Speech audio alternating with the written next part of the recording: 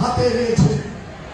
আমি আপনাদের শুধু এই কথাটি বলতে চাই যে আমাদের প্রধানমন্ত্রী উনি নতুন বাংলাদেশ প্রতিষ্ঠা করতে চান।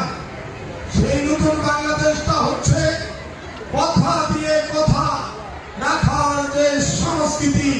আমি মনে করি এটাই নতুন রাজনীতি, এটাই নতুন বাংলাদেশ।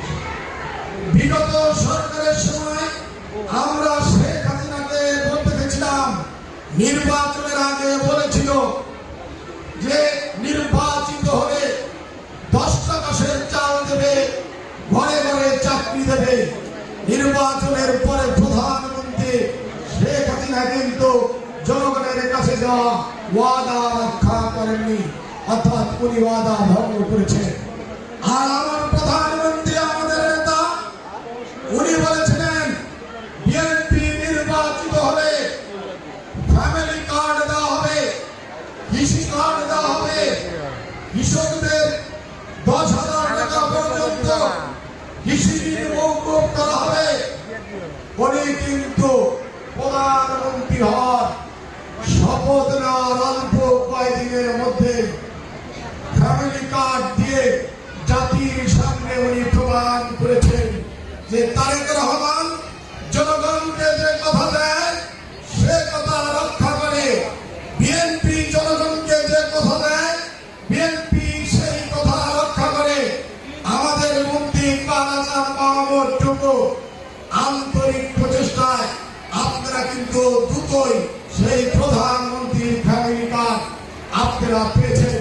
এর জন্য সিরাজগঞ্জ জেলার সর্বস্তরের নেতা কর্মীদের পক্ষ থেকে আমাদের মন্ত্রী মহোদয়কে আমরা কৃতজ্ঞতা এবং অভিনন্দন জানাই এবং আমরা আশা করব আপনার নেতৃত্বে অচিরে সিরাজগঞ্জের প্রত্যেকটি অঞ্চলে আমার মা বোনেরা ফ্যামিলি কার্ড ইনশাআল্লাহ পাবে।